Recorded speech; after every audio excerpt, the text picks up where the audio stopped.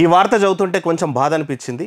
ఆదిలాబాద్ జిల్లాలో పత్తి చేను ఏరుతున్నటువంటి ఓ యువతిని పులి పంజా విసిరింది.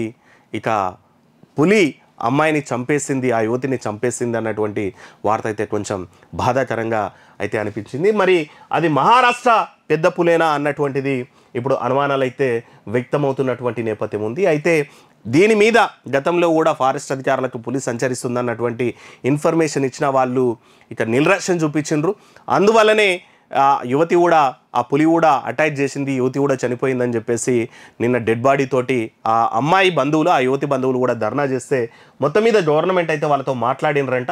10 లక్షల ఆర్థిక సహాయం, తర్వాత 5 ఎకరాల భూమి, కుటుంబంలో ఒకరికి ఉద్యోగం ఇస్తామని కూడా హామీ ఇచ్చిండ్రంట. ఇక ఈ 4 ఏళ్లలో 4 మృతి కూడా చెందినటువంటి నేపథ్యం అయితే ఉందంట.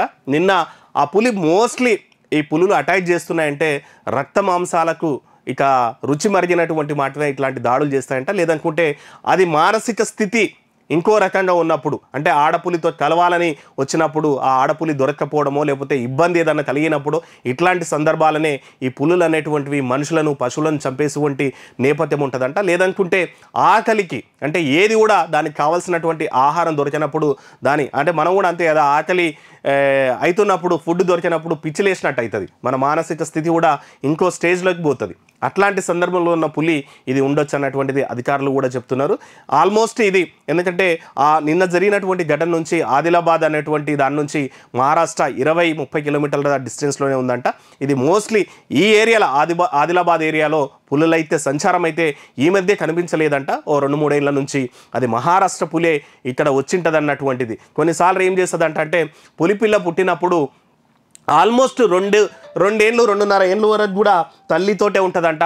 కానీ ఆ 2-2.5 ఏళ్ళ తర్వాత మాత్రం అదేం చేస్తుందంటే తన సొంత ఆవాసం ఏర్పడుకునే దిశగా, సొంత జీవనం పొందేటువంటి దిశగా, తన సొంత లైఫ్ తాను చూసుకునేటువంటి దిశగా అయితే ఇంకో ప్రాంతానికి అయితే పోతుంటుందంట. అట్లాంటి సందర్భంలోనే మరి నిన్న అట్లాంటి పులే ఆల్మోస్ట్ 2-2.5 ఏళ్ళ ఉన్నటువంటి వయసు ఉన్నటువంటి పులి వచ్చేసి నిన్న అమ్మాయి మీద, ఆ యువతి మీద అటాక్ చేసింది అన్నటువంటిది కూడా అధికారులు చెప్తున్నటువంటి మాట. మొత్తం మీద ఏదైనా సరే ఇట్లాంటి ఏరియాల్లో ఉండేవాళ్ళు ఇక స్వీయ నియంత్రణ, స్వీయ జాగ్రత్తలు కూడా తీసుకోవాల్సినటువంటి అవసరం ఉంటుంది.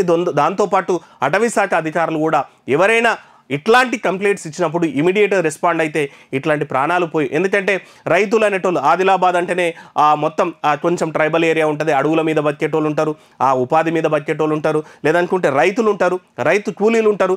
అంటే పొలానికి పోతేనే, బాయికి పోతేనే పనులు అయ్యేటువంటి వాళ్ళ జీవనం జరిగేటువంటి అవకాశం ఉంటుంది. కాబట్టి వాళ్ళు నియంత్రణ పాటిస్తే కడుపు మారుతుంది. సో అధికారులు ఇట్లాంటి వాటి మీద చర్యలు తీసుకొని ఇట్లాంటి ఘటనలు పునరావృతం కాకుండా కూడా జాగ్రత్తలు తీసుకోవాలి.